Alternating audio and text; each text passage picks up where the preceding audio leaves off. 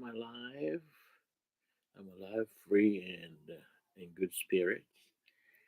We are, uh, oh, before everything, a good day or night to everyone.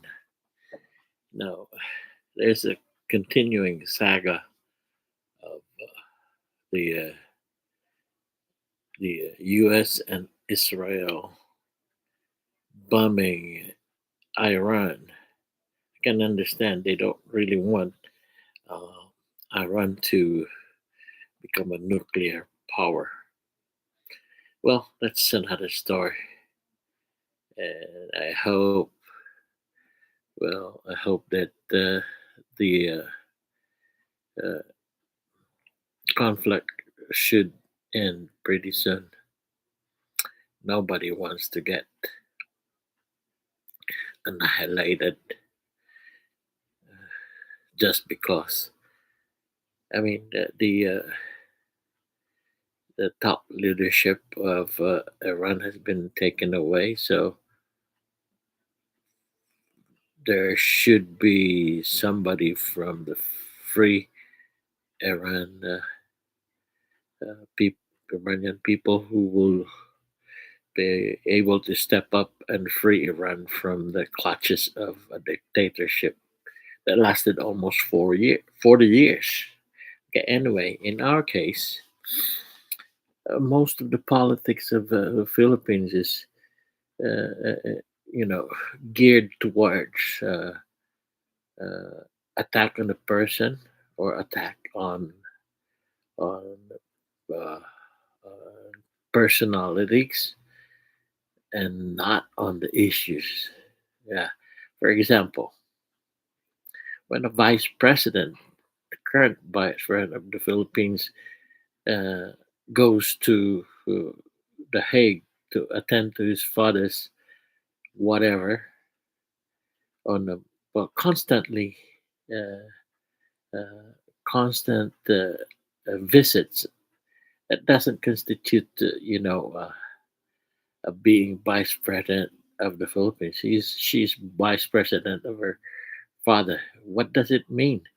It means that the neglect that she's getting to only worsens because she's not in the Philippines attending to the business of concentrating on the Philippines. But when she comes home, she attacks it. She makes no work at all except for advancement of her personal cause rather than the cause of the Filipino people. So that's bad for the country. Matter of fact, one should tend to believe that this early 2026, she's already announcing her candidacy for presidency. That's bad. Why concentrate first now? There are so many things that can be done, but you don't because your intentions for what? Revenge. That's it. When it comes to Marcos, these people are useless. The romualdezes, the people that surrounds him in the locus norte and all that, they're all useless. They're all corrupt. They're all meaningless. The thought of the Filipino people is only an afterthought. They first, them first, before we, the people. The people is only an afterthought, as I said. Corruption will still continue. The customs is a port of illegal, uh, drugs coming in unabated. You have, you know, everything that comes in there unregulated. Who's to blame? It's Marcos, his regime, flood control, the infrastructure projects. Nothing has been resolved. People are not dumb. Why are you concentrating on the couriers, The military, you are not supposed to be concentrating. Okay, sure, they were part of the cog, the wheel in the cog, but they are not the they are not the main source of decision making, the main source of corruption. The source of corruption are the politicians, the people surrounding that, con, con, contractors, and everything. The politicians, the contractors, and the people surrounding where that money is getting. First of all, they should investigate who took the money out. There's always what we call as a paper trail, electronic signatures, electronic,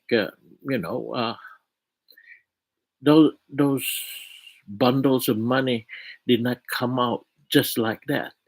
Somebody has to make a withdrawal or make a.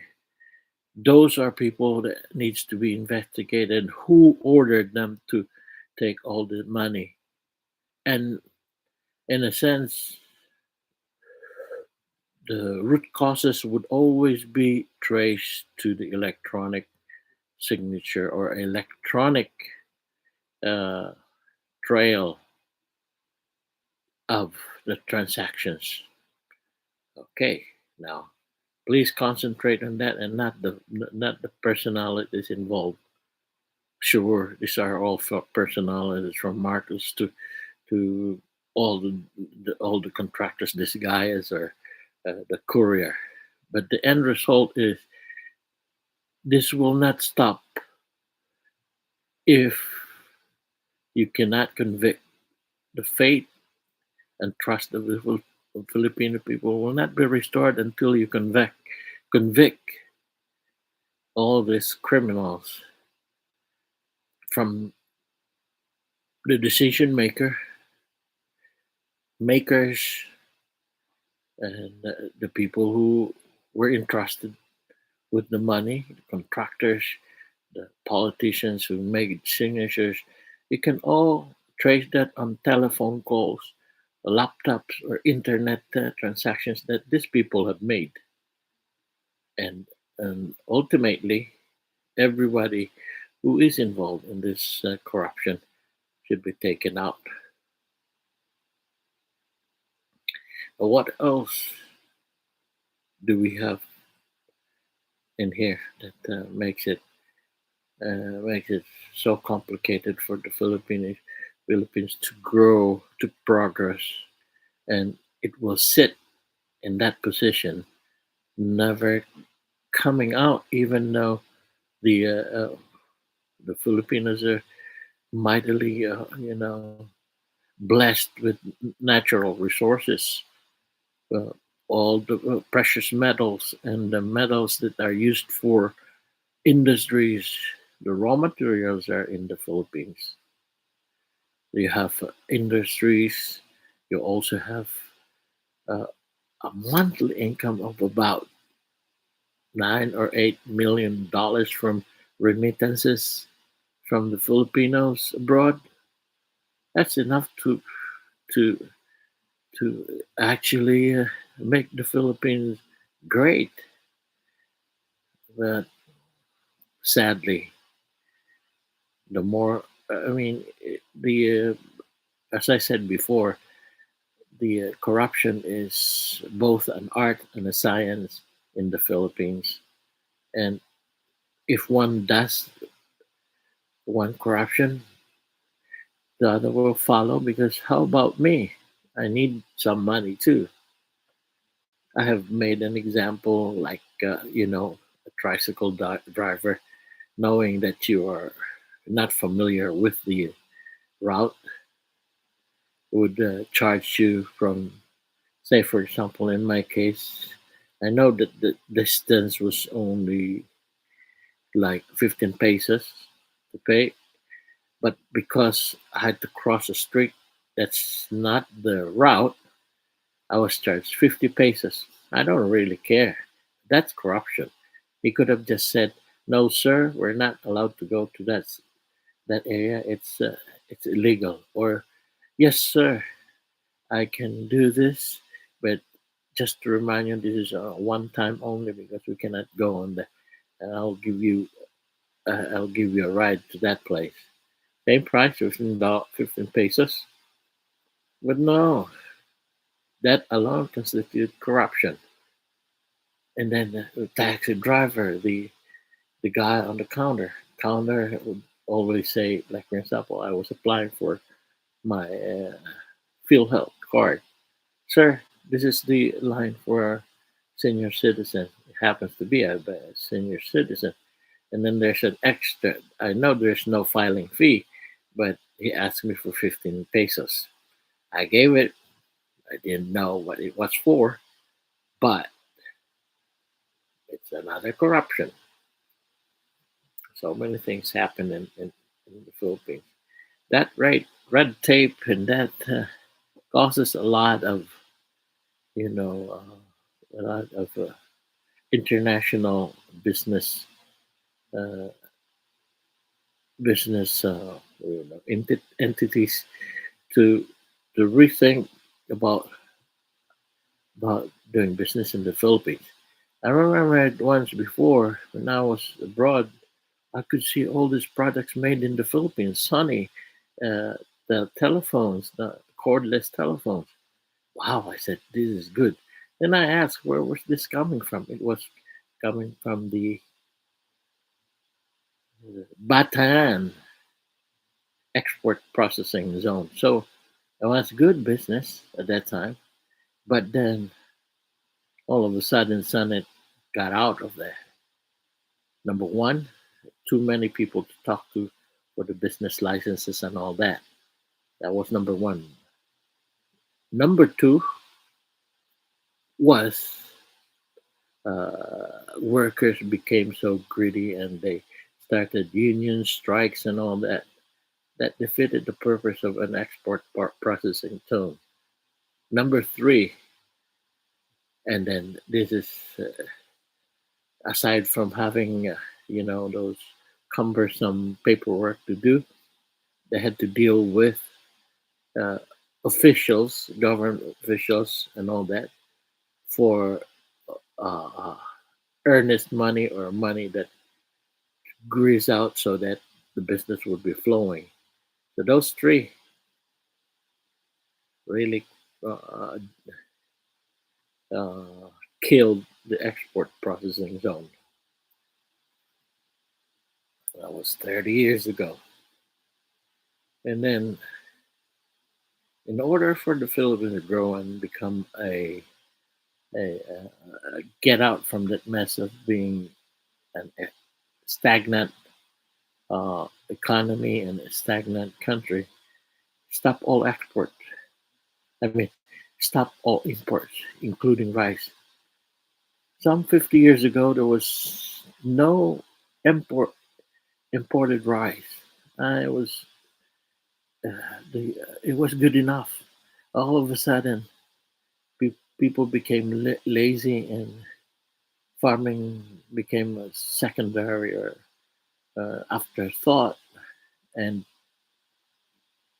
import is now about 50%, 60% of rice in the Philippines is import. That is totally wrong. Whoever perpetuated this type of economy is a numbskull, a dumbass. It should have been that 90% of rice should be produced by the Filipinos.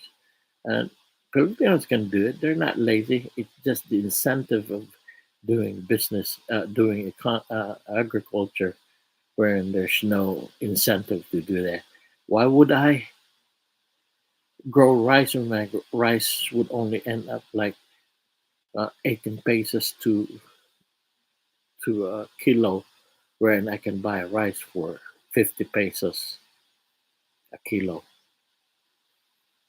No, no, no, no point. Also, what is wrong is that the bigger corporations and entities in the Philippines for sugar, although there was a land reform, it was only on paper. The Marcos land reform did not materialize because 99% of all those big landlords and corporations did not hit to whatever the agrarian reform was intended to be. Again, through corruption, intimidation.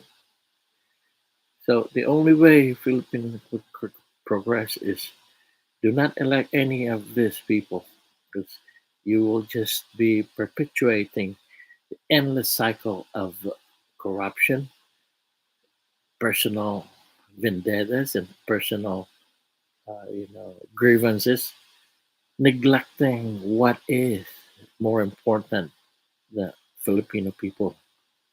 Okay, not Filipino people is only an afterthought, but revenge and all these personal grudges will be the priority. Stop doing that. And so far, I haven't seen anybody who would step up and and put to one side the the the corruption, the positioning, the politicking, and for once make infrastructure, economy, uh, uh, progress be the first in line. Say, for example, if I were president, the first thing I would do in the first day is eliminate all non, non-essential departments like Commission on Elections, the ILG, streamline everything in government. No ombudsman, nothing like that. It's different. Then so, the other thing is that what really works for the Philippines politically, what would then we will implement that. Suspend the writ of habeas corpus and the Constitution itself, and then reevaluate all Filipinos who are non-conforming to what is good. No more corruption, not even a single one.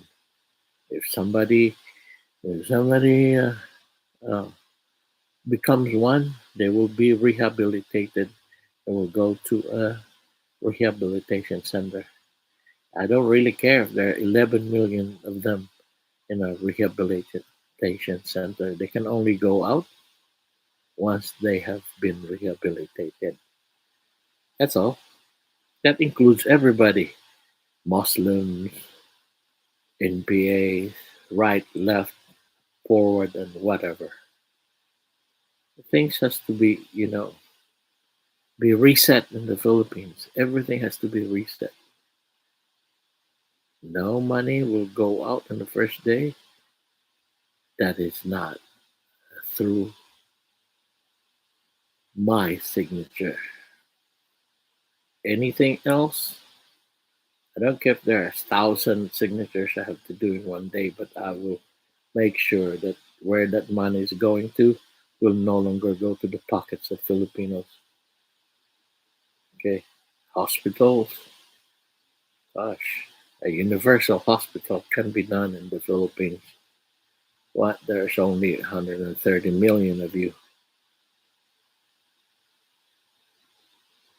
and I think that can be done. Revamp the labor code, and then revamp, the way the military is handling things, buying stuff, military hardware that is 30 years old or something, a surplus, cannot win you any war at all. So why buy something like that? Develop your own. Develop your own. I think Filipinos are very much uh, intelligent enough to know, to to manufacture their own arms and armaments. I think they are. Support them. Okay, no more rice importation. Zero. No more rice importation. Filipinos will grow their own rice. Okay, even cars has to be done in the Philippines. No more imported cars. See, the Philippines is a dumping ground for all these technologies that are junk in other countries. Japan, China, Korea, they all dump that in the Philippines. And what Filipinos think first class technology is actually third class technology in developed countries.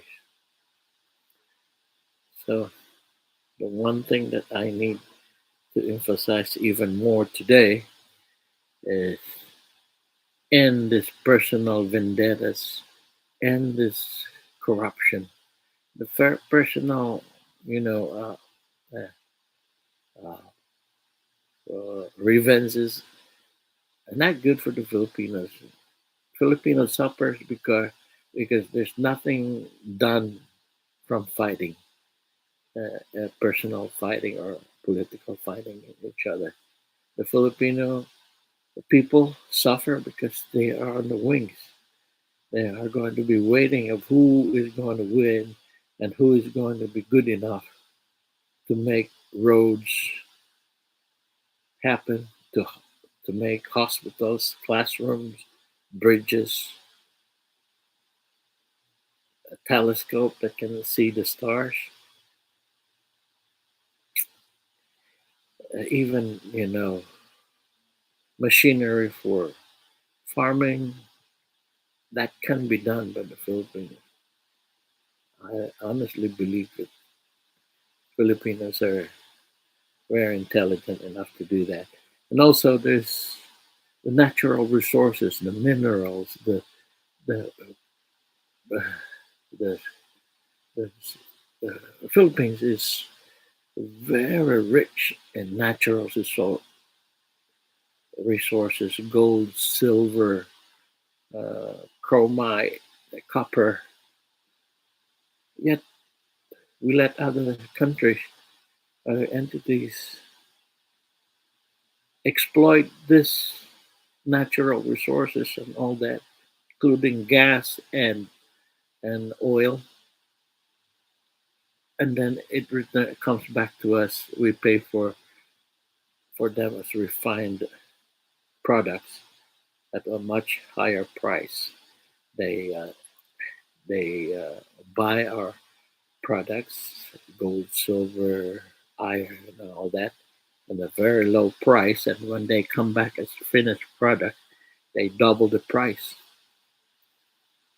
Well, anyway, there's always one thing we can do. We can always end it by our own will, and no surprises. Me, I won't be I won't be able to be a candidate because I don't have money. I don't have a base. I don't have, I'm not an actor who can be supported by my fans. And let's see, but I can act on my own with a bunch of my patriotic militia and and build the Philippines, reset everything, build the Philippines from the ground up. I can do it. Thank you.